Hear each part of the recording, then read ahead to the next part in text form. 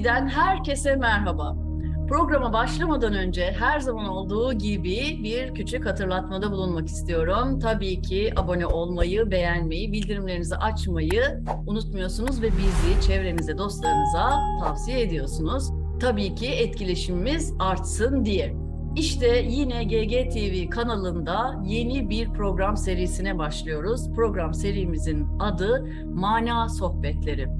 Bugüne kadar yaptığımız bütün program alt başlıklarımız madde üzerineydi. Bu defa mana üzerine konuşmalar yapacağız güzel dostlarımızla ve bugün bu sohbeti çok uzaklardan bir konukla birlikte yapacağız. Kendisiyle pandeminin ilk zamanlarında bir canlı yayın yapmıştık Instagram üzerinde ve çok kıymetli şeyler aktarmıştı bize uzaklardan. Hatta daha sonra yaz tatili tadında yanına da gitmiştik ve çok güzel vakit geçirmiştik. Evet, bu sefer konuğum benim çok eski dostum, eski meslektaşım ve canım arkadaşım Başak Bere.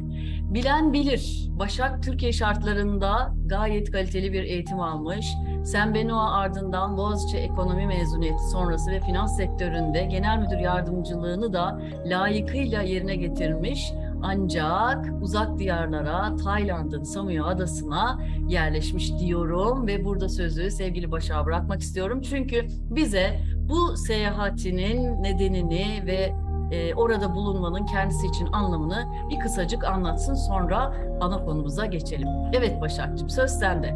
Sağ olun böyle bir imkanınız olduğu için, böyle bir imkan sunduğunuz için. Çünkü bir ziyaretim oldu. 4 yıldır buradayım. Samui'deyim, Tayland'dayım. Ve 4 yıl boyunca hiç Türkiye'ye gelmemiştim.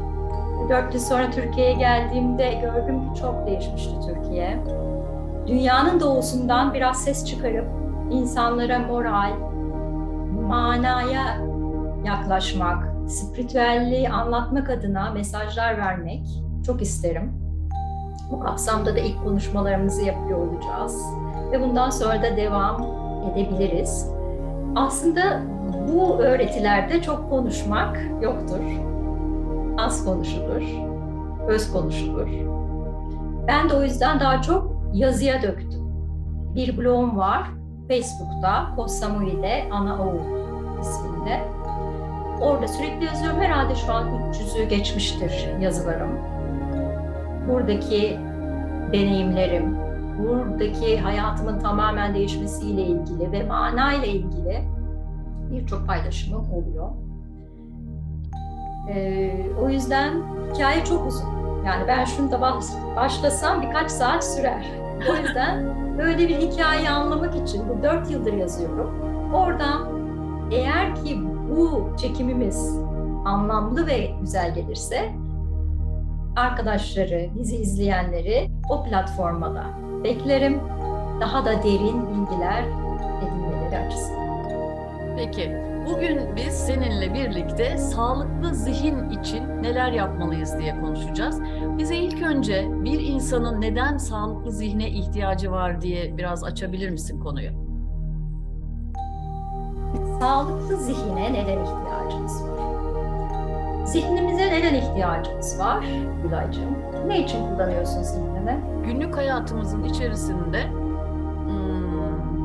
tüm ilişkilerimizi, tüm faaliyetlerimizi, bedenimize hükmeden hal ve hareketlerimizi aslında yönetebilmek için diye düşündüm şimdi. Birden böyle soru sorunca ilk aklıma bunlar geldi.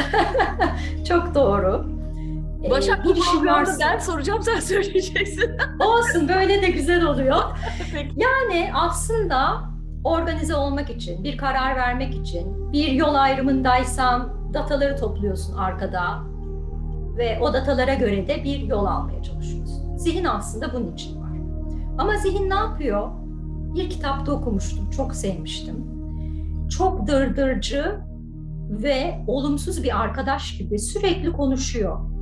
Sürekli arka planda konuşuyor. Yani arkadaş edinmezsin öyle biri. Arkadaşın olsa bırakırsın ama bu zihni bırakamıyorsun. Ve çalışması gerektiği zaman da çalışmıyor. Yani bir organizasyon yapacağı zaman bu sefer o kadar çok başka şeylerle uğraşıyor ki arka planda. Buna biz frontal lob diyoruz. Yani prefrontal lobumuzun sadece işlem anında aktif olması lazım. Diğer zamanlarda susması lazım. Ne demek bu? Yani ben mesela elektrik faturası ödeyeceğim. Öderken organize olacağım. İşte oradan ödeyeceğim, burada. Bu zaman çalışacak. Ama ben normalde şimdi yemek yiyorum. O zaman yemeğimi yemem lazım. O sırada benim elektrik faturasını yatırmam lazım. Suyu da o zaman yatırım. Telefonda böyle yaparım diye o sıra prefrontal lobun çalışmaması lazım. Çünkü çalıştığı zaman dağılmaya başlıyor. Peki bu neden oluyor? Yani neden prefrontal lob sürekli çalışıyor? Çünkü prefrontal lob bir maymun gibi. Bir maymuna sürekli bir eğlence verirseniz o maymun mutludur, rahattır, eğlenir. Zihnimiz de böyle. Yani biz tatildeyken, eğlenirken, gezerken zihnimiz boşalıyor. O sırada düşünüyor musun elektrik faturası? Mesela diyelim ki tatile gittin. Çok güzel eğleniyorsun. Yeni insanlarla tanışıyorsun, sohbet ediyorsun. O sırada arka planda prefrontal lobun çalışmıyor. Çünkü maymun mutlu. Maymunu durdurduğun an, yani eğlenceyi durdurduğun an maymun gidiyor depoya. Bizim maymunumuz vardı, oradan çok iyi biliyorum. Çünkü eğlenceyi bıraktığımız zaman başlıyordu arkaya geçip karıştırmaya. Karıştırıyor, beyni karıştırıyor. Ne vardı, sorun ne vardı? Elektrik faturası vardı. Bak annem böyle demişti, o vardı. Şu vardı, bu vardı, tık tık tık. Bu sefer onlar. Şimdi prefrontal lobun işi bu değil. Yani prefrontal lob arkada dataları toplayıp eski, paslı sorunları alıp senin önüne koymak değil. Ama bu niye başımıza geliyor? Başımıza gelmesinin sebebi çok şeyle uğraşıyoruz. Günlük hayatımızda sanki uğraşmazsak varlığımızı hissedemeyeceğiz. Değil mi? Ne kadar çok şeye sahip olursan, ne kadar çok aktiviten olursa, ne kadar çok varlığa sahip olursan, bu insan olarak da geçerli, eşya olarak da geçerli. Hayatın içinde ne kadar çok şey olursa prefrontal lob o kadar olmaya başlıyor. Ve bu günlük hayatında değil sadece. Uyuduktan sonra da duramıyor artık. Durduramıyorsun, yani durmuyor. O artık o kadar çok çalışmış ki. Şimdi şöyle düşün, bir araba var. Son hız gidiyor.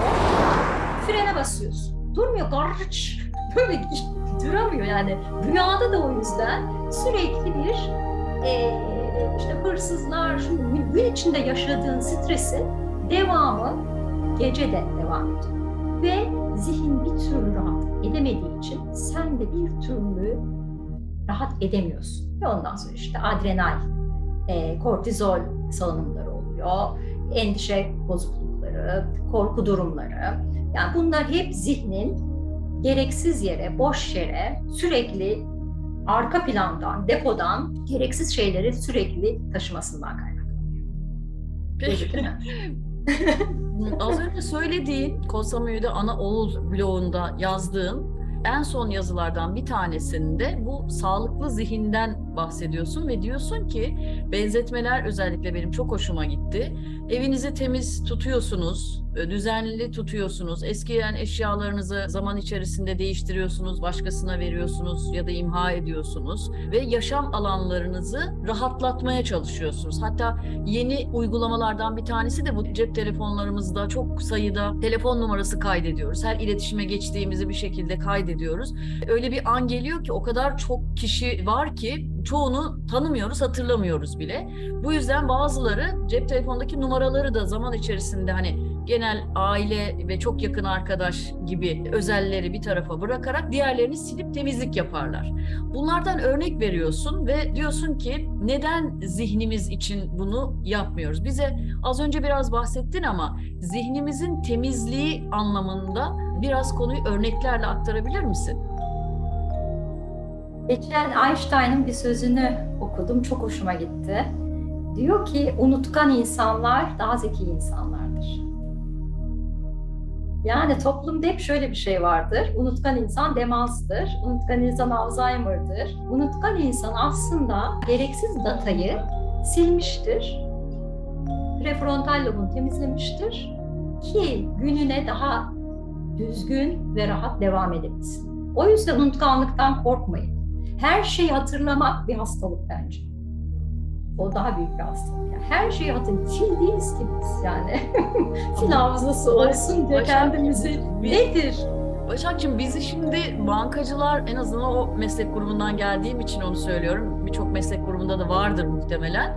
Anlayacaklardır. Biz müşterilerin telefon numaralarını, ünvanlarını, adreslerini, hatta hesap skontlarındaki rakamları, işte limiti ne kadardı, kullanımı ne kadardı, riski ne kadardı, teminatı ne kadar, bunları hep ezberleyip bunları da hep böyle canlı tutmaya çalışırdık. Lazım olduğunda aramayalım, hemen hatırlayalım şeklinde. Şimdi senin bu söylediğinle tabii korkunç bir çelişki doğuyor. Böyle bir şeyden bahsediyorum. Gerekli olanı hatırla. O an gerekliyse hatırla. Şimdi ben bankacılık sektöründeki hiçbir şeyi hatırlamıyorum. Çünkü şu an benim için gerekli değil. Şu an benim için gerekli olan yoganın terimleriyle ilgili şeyler. Şu an ben onları hatırlamalıyım. Ama hayatımın başka bir döneminde belki bunları da hatırlamama gerek kalmayacak. Yani data temizliği. Nasıl sen dedin, telefonları siliyorum.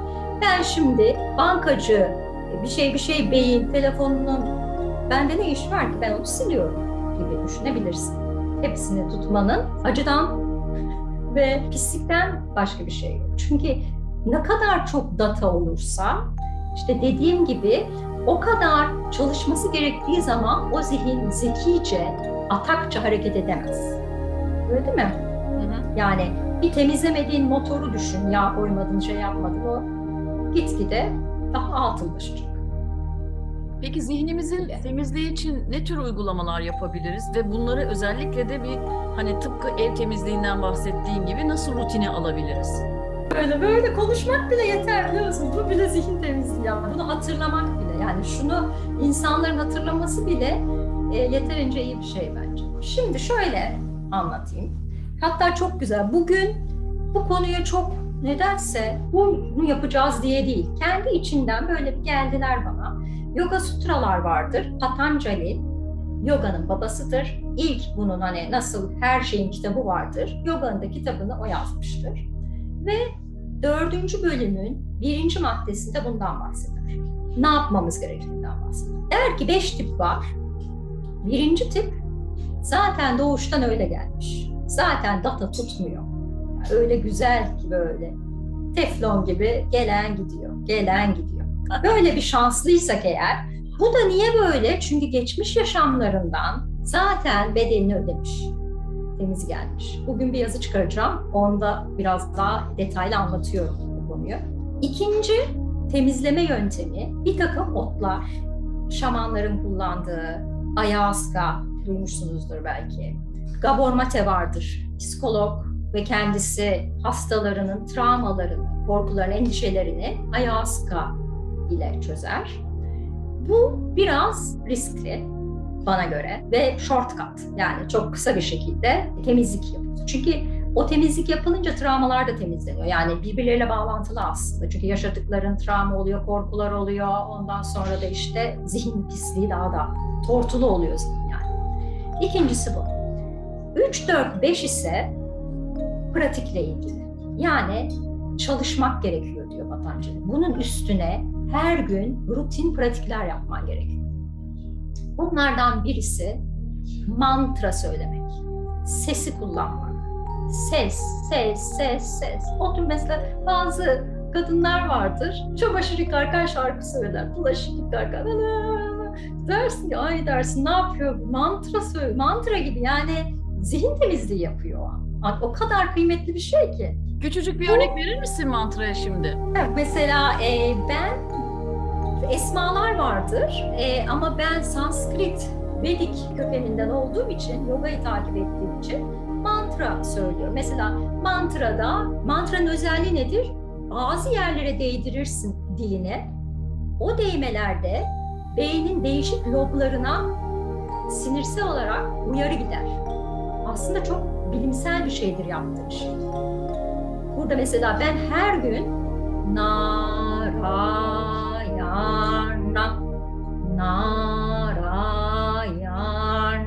yapıp değişik yer, biliyorum da nerelere etki ettiğimi ve o etkinle beraber loblarımla temas ettiğim ne oluyor? Orada tetikliyorum. bir mesaj veriyorum loblara ve onları bir şekilde temizliyorum o şekilde. Bunu tekrarla yapıyorum, yani sürekli tekrar ediyorum. İşte mesela bir örnek vereyim. Loka samasta sukino bhavantu gibi. Bunu böyle söylüyorsun. Zaten bir zaman sonra ne elektrik faturasını düşünüyorsun, ne komşu ne dedi diye düşünüyorsun. Bu çok etkilidir. Yani yogada başüstü duruyorlar, şunu bunu yapıyorlar. Aslında bu seviyeye gelmek için. Çünkü bunu yapmak zordur. Yani bir insanın oturup da böyle 108 kere bunu söylemesi sıkılır. Yani orası burası oynar. Çünkü zihin oynuyor. Zihin sürekli terk etmek istiyor o alanı. O yüzden zordur. Kolay bir şey değildir. Ve bunu ritüel olarak, yani sürekli, pratik olarak her gün yapmak. Mantra diyor üçüncü. Dördüncü, adanmış pratik. Bu yoga işte. Pratiğe kendini adamak. Bu ne demek? Sen kendini neye adıyorsun mesela Gülay şu an? Hayatta şöyle bir bak bakalım. Neye kendini adadın? Yani genel anlamda bakınca sanki başarı gibi geliyor bana. Başarılı olmaya adadın. Şimdi maddeye adadın ya aslında. Egonu beslemeye adadın aslında baktığın zaman. Evet. Bir pratik seç ve o yoga aslında. Bu da orada şunu adaptırıyor kendine. Bıkmadan, usanmadan her gün çalış. Şunu hissediyorum. Zihnimin, çünkü pratik yaptıkça, vücudum açıldıkça zihnimin de rahatladığını hissediyorum. Çünkü parasempatik sistemim rahatladıkça zihnim de rahatlıyor. İstediğin zaman zihni durdurabilmek için bir pratiğe kendini adamak. Beşincisi ise konsantre olmak. Aslında bunların mantra da konsantredir, bir pratiğe adamak da konsantredir. Ama konsantre olmak, yazım vardı işte zihin temizliği yazısında onu anlatmıştım. Ben elementleri alın diyorum. Elementler üzerinden bir konsantrasyon.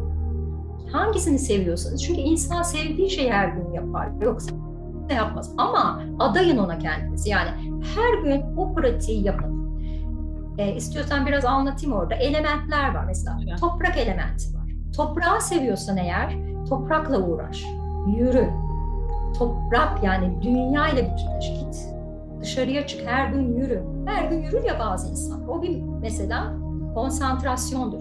Aslında nedir? Yürüyüşe çıkmadan önce evden çıkarken bir sürü şey düşünürsün.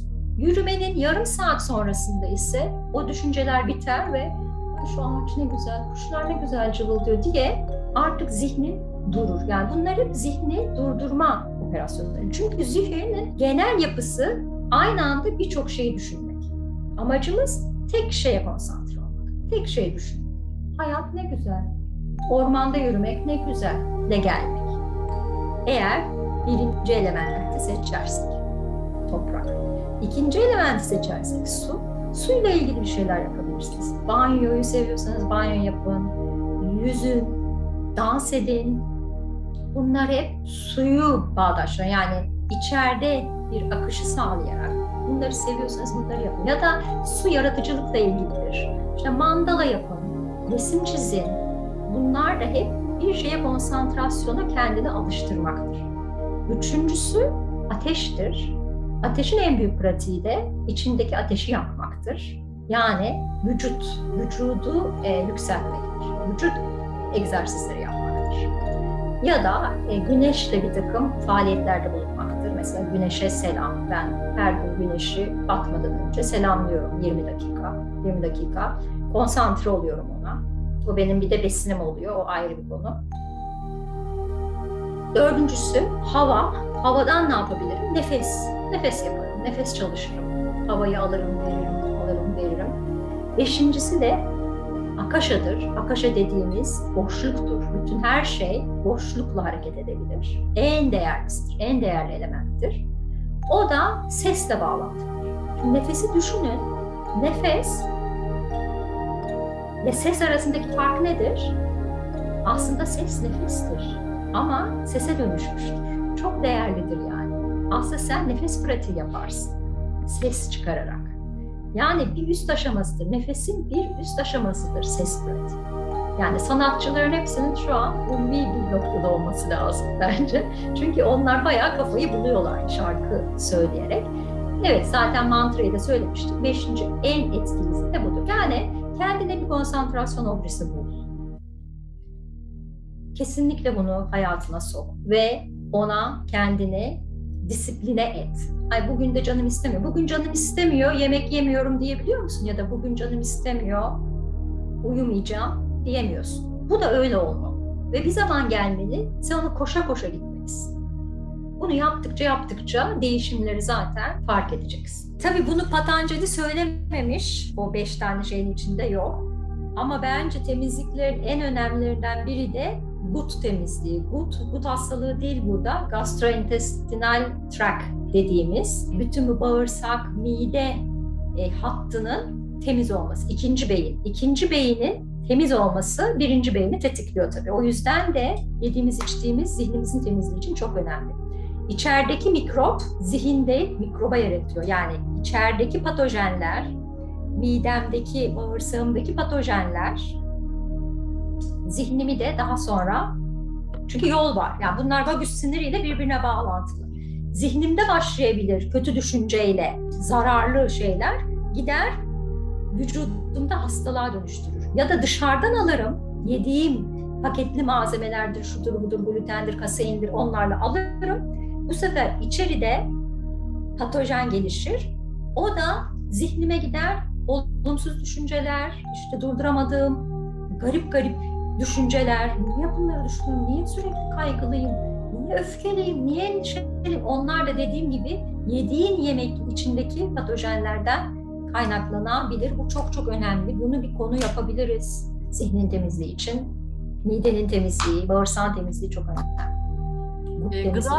Gıda konusuna zaten genel olarak sadece zihin temizliği değil, beden temizliği açısından da ya da sağlıklı ve uzun yaşam açısından da genel olarak önemine binaen bir programın bir kesitinde konuşalım. Tabii. Yani asıl sonunda giden zihindir. Yani yediğin gıdanın en büyük etkisi zihnedir aslında. Bunu daha önce de söylemiştim birkaç yerde. Burada da söyleyeyim. Eşim mide kanserinden vefat etti benim. Ve biz şöyle düşünüyorduk, ben öyle düşünüyordum. Çok öfkeli bir insan oldu hayata karşı. Öfkeli olduğu için de mide kanseri oldu.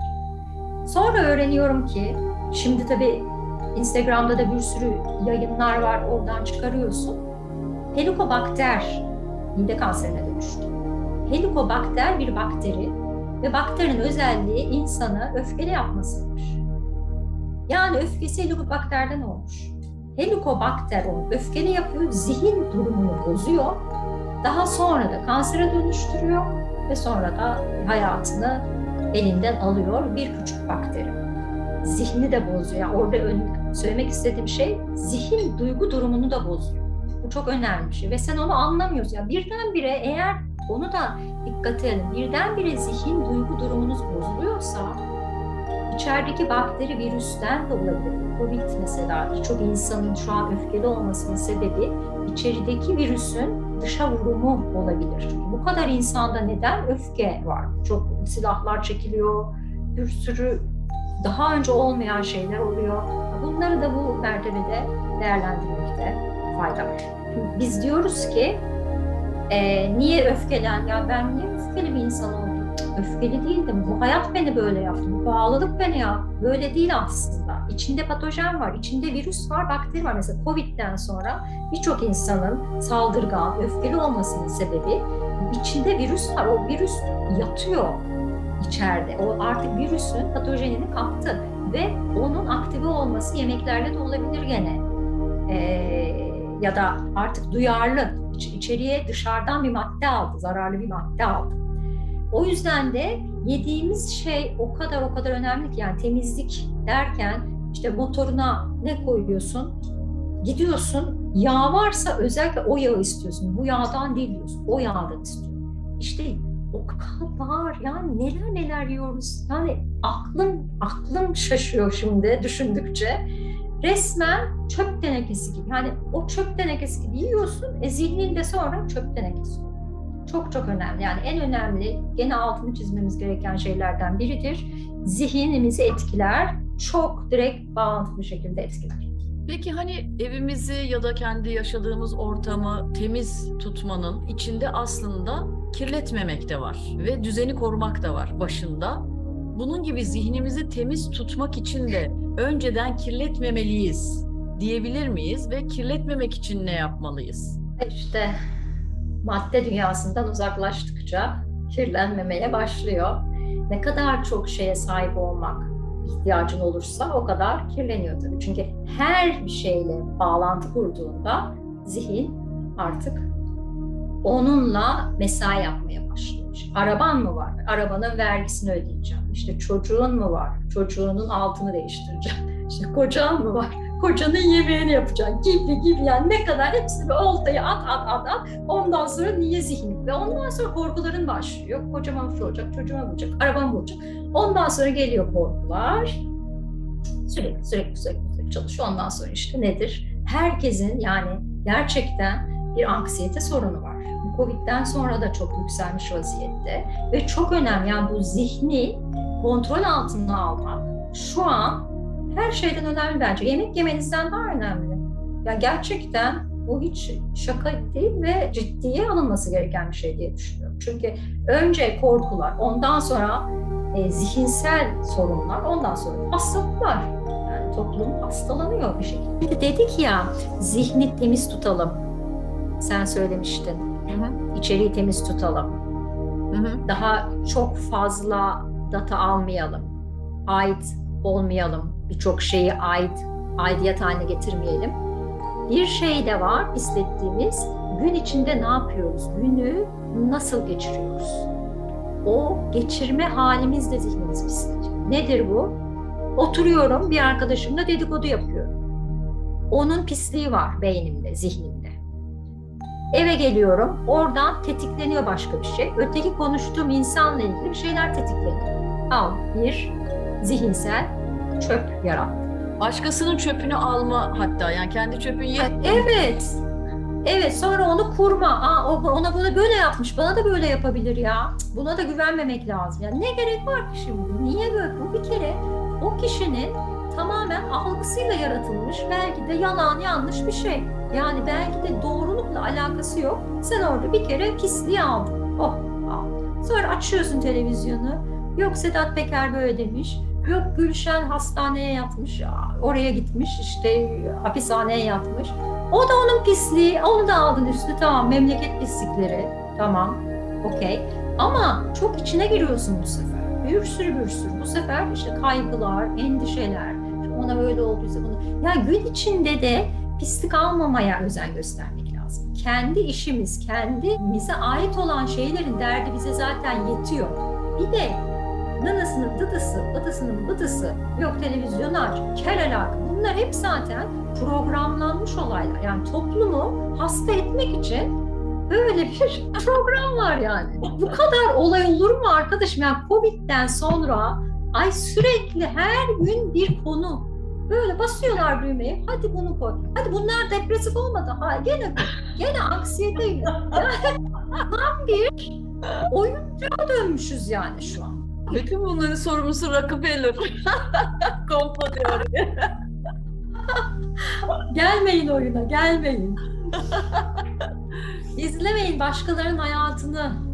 Kendi hayatımıza bakalım, kendi yolculuğumuza bakalım. Az önce aslında mantradan bahsederken biraz müzik tanımına girdi konu ama ben yine de şöyle sormak istiyorum. Şimdi çok çeşitli müzik var. Hatta bize göre gürültü gelen müzikler bile var.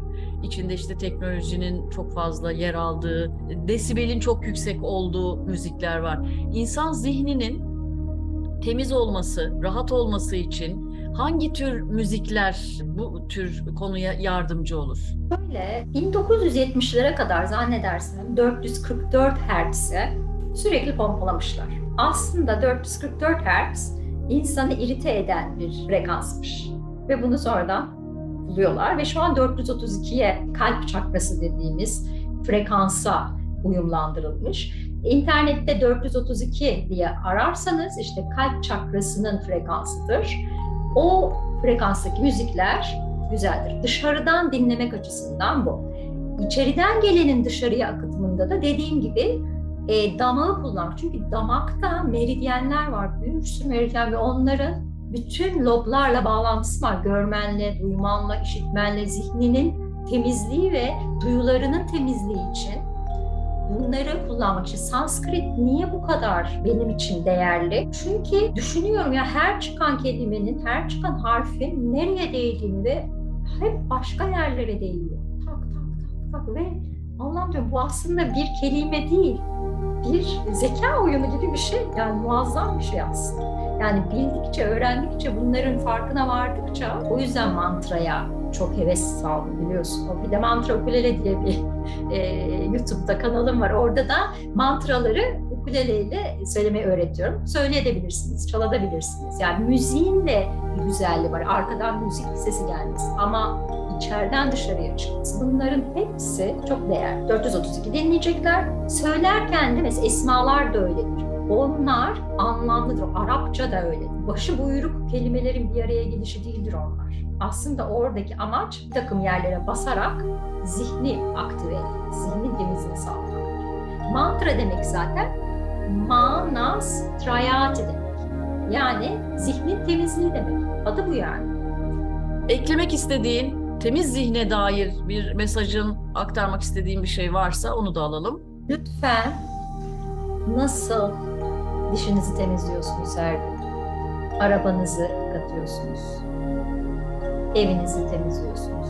Lütfen zihninizi de temizleyin. Zihninize önem verin. Pislikleri atın. Bir şeye odaklanma pratiği yapın. O şeyi bulun. Bugün yatın. Bilmiyorsanız da dileyin.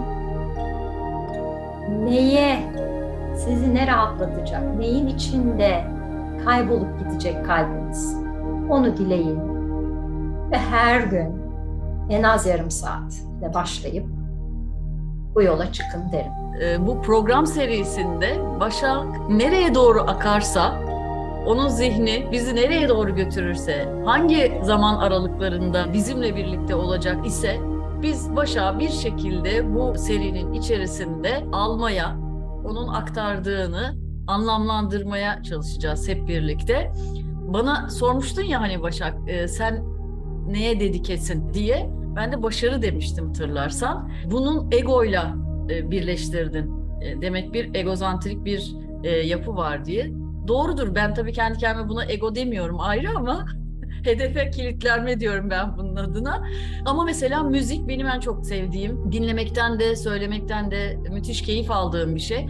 Bazen uzun saatler boyunca müzikle ilgileniyorum ama bunu bir rutine çevirmediğimin hep farkındayım. Yaptığımda, her söylediğimde, dinlediğimde diyorum ki ben dün yapmamıştım, bugün yapmış olmaktan çok mutlu oldum. Yarın da yapayım o zaman diyorum. Bakıyorum yarın olmuyor. Demek ki bir rutine çeviremiyorum bunu.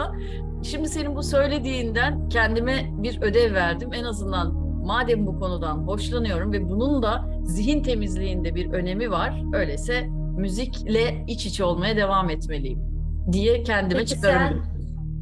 sen zaten müzikle aşırı neşir olduğunda zihninde bir farklılık görüyor musun? Yani daha mı, nasıl bir etkileşim oluyor?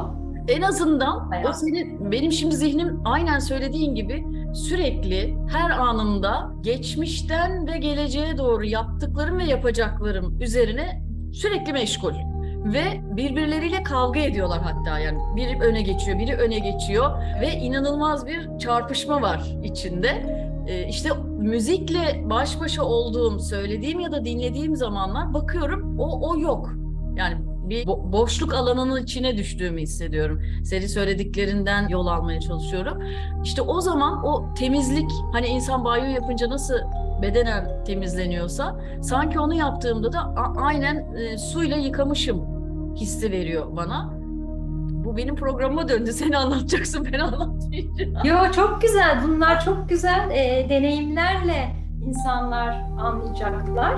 Bir de şöyle bir şey var. Şimdi sen diyorsun ya, müzik sırasında düşünmüyorum aslında.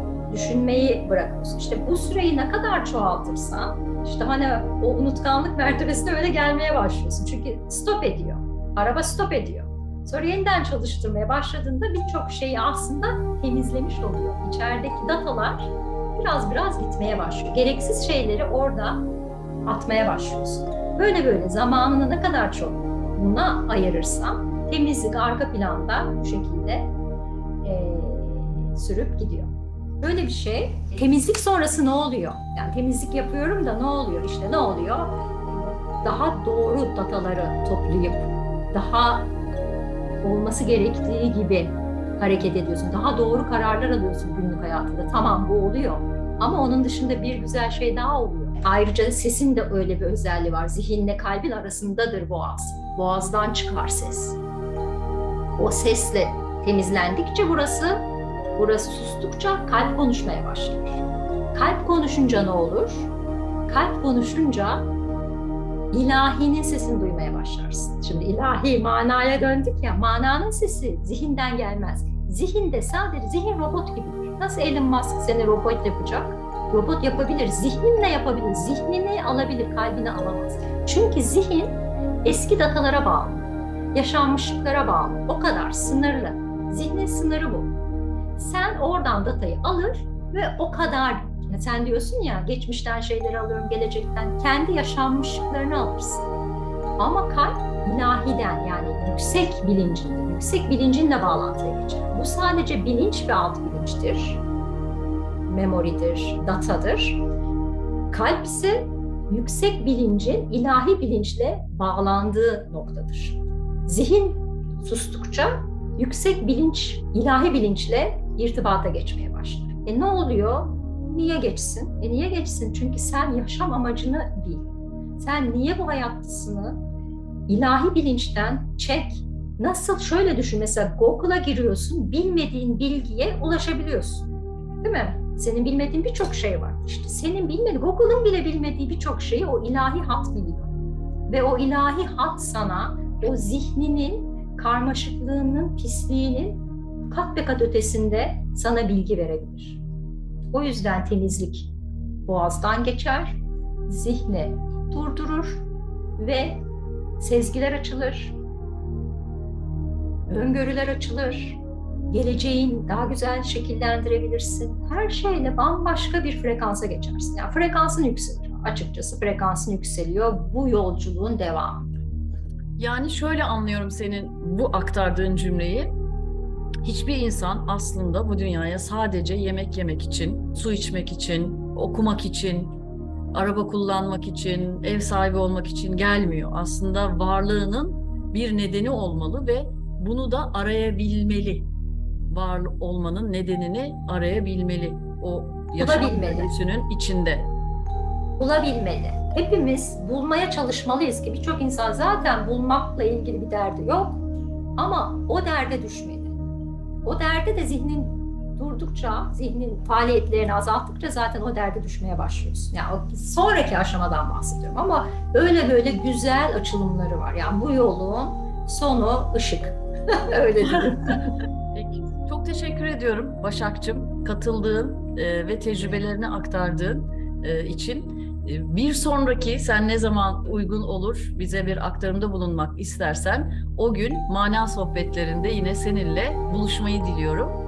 Bizi izleyenlere, takip edenlere de tekrar hatırlatıyorum. Bunlar küçücük ricalar. Sizin için zor olmayan şeyler. Lütfen abone olun, bizi izlemeye devam edin. Programlarımızla ilgili yorumlar bölümüne eleştirilerinizi, önerilerinizi yazmayı unutmayın. Bir sonraki GGTV'de bir başka programda ya da mana sohbetlerinde görüşünceye kadar sevgiyle kalın ve manayla kalın. Hoşça kalın.